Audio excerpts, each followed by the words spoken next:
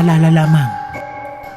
Itong mga kwentong ito ay ibinahagi ng mga estudyante, faculty, at mga trabahador ng mga universidad o kolehiyo na ito.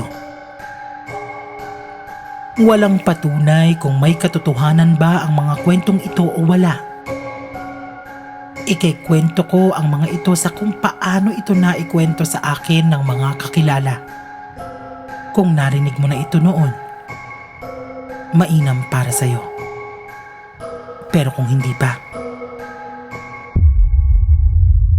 handa ka na bang matakot?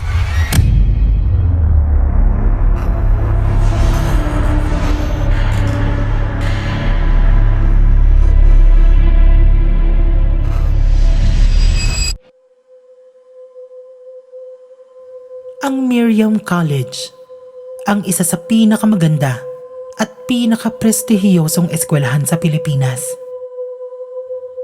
Piling-pili ang mga kababaihang na ipapasok sa eskwelahang ito at hindi maitatago ang katalinuhan at kagalingan ng kanilang mga estudyante.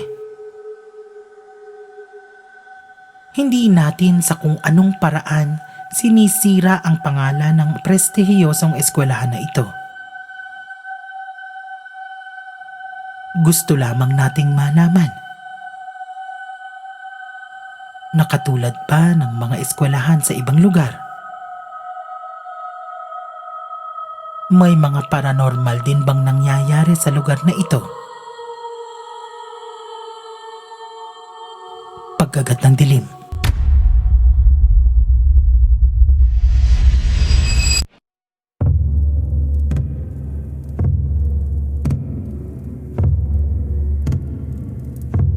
Sa tinatawag nilang Caritas Building. May mga kumakalat na balita na sa second floor ladies comfort room ng gusaling ito ay may mahilig daw sumilip sa ibabaw ng pinto. Pero hindi para mamposo. Isang hapon, isang estudyante ang pumunta sa comfort room para umihi. Inayos na niya ang lahat at tinignan kung malinis ba ang kanyang uupuan bago gawin ang kanyang kailangan. Habang nakaupo ito, napansin niyang parang may naglalakad-lakad sa labas ng cubicle.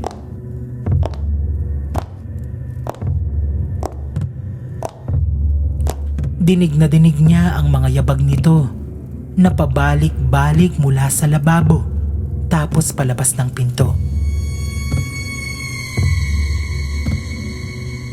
Inisip na lang niya na baka may nakakalimutan lang ito sa labas at kailangan itong paulit-ulit na balikan. Pero ang isang bagay na nagpataka sa kanya, wala siyang aninong nakikita sa baba ng pintuan. Inisip na lang niya na baka dapit hapon na kasi at wala nang masyadong liwanag. Pero bukas naman ang mga ilaw kaya't imposibleng walang mamuong anino. Mababa lang ang pintuan ng CR at hindi naman ganun kataasan. Tama lang para sa pintuan ng isang cubicle. May butas sa baba at may butas sa taas. Habang nag-aayos na ito ng kanyang sarili, narinig niyang parang may tumatakbo papunta sa kanyang cubicle.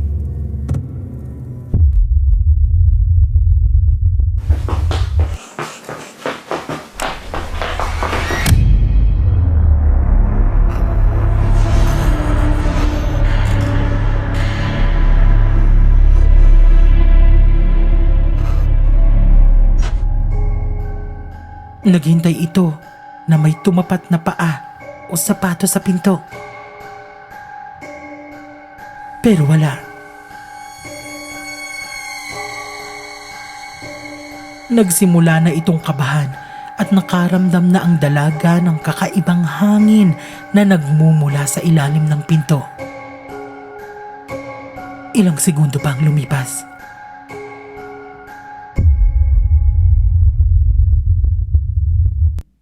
May narinig siyang parang humihinga mula sa taas ng pinto.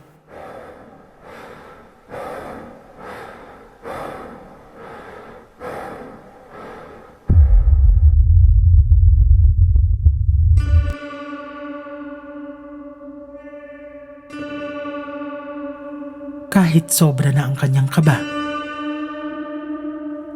dahan-dahan niyang inangat ang kanyang ulo at sa gulat niya,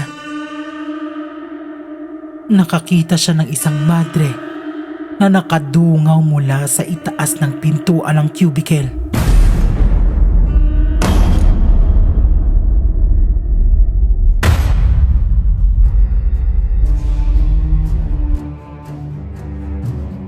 Walang nagawa ang dalaga kung hindi sumigaw at napaupo na lamang ito sa sahig.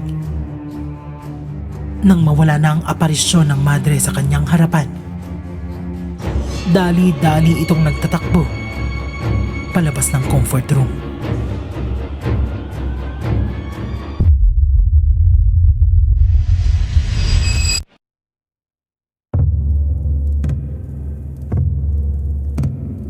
Tatlong babaeng estudyante ang nagpunta daw sa comfort room pagkatapos ng kanilang klase.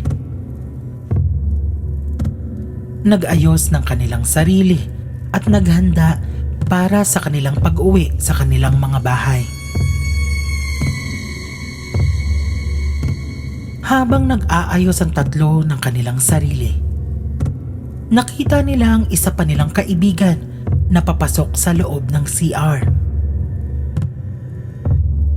Tinignan lang nila ito at hindi rin naman sila nito pinansin.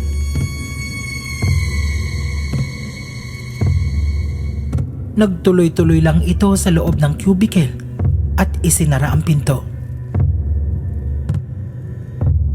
Nagulat ang tatlo na wala man lang reaksyon ang isa pa nilang kaibigan, kaya naisip nila na biruin ito at ikulong sa loob.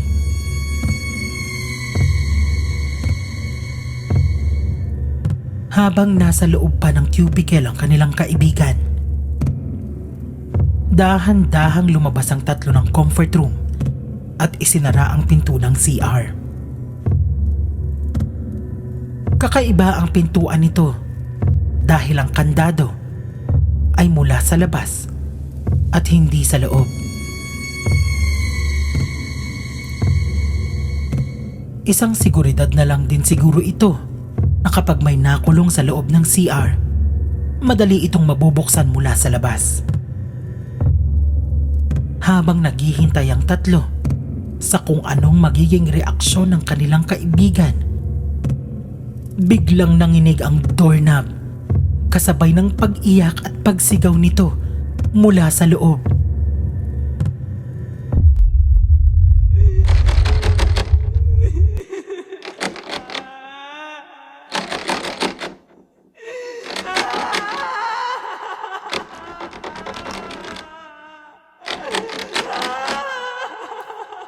Iyak lang ito ng iyak.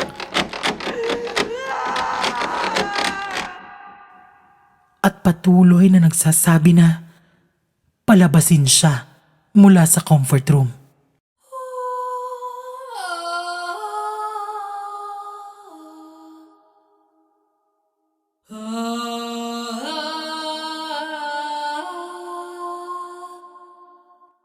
Napaisip ang tatlo na baka sumobra na sila sa kanilang nagawa. Nagdesisyon silang buksan na lang ang pinto. Ngunit nang mabuksan na nila ito, laking gulat nilang tatlo nang makitang walang tao sa loob.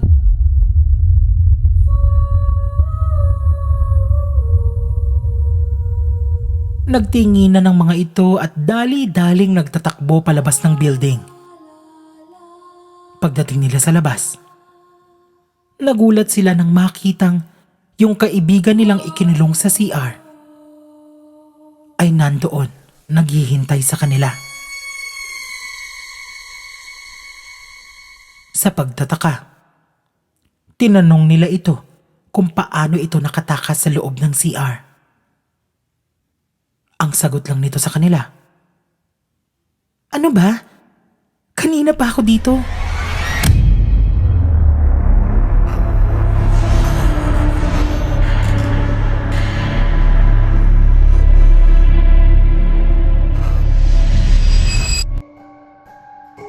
Maraming salamat sa pakikinig sa ating mga kwento ngayong araw na ito.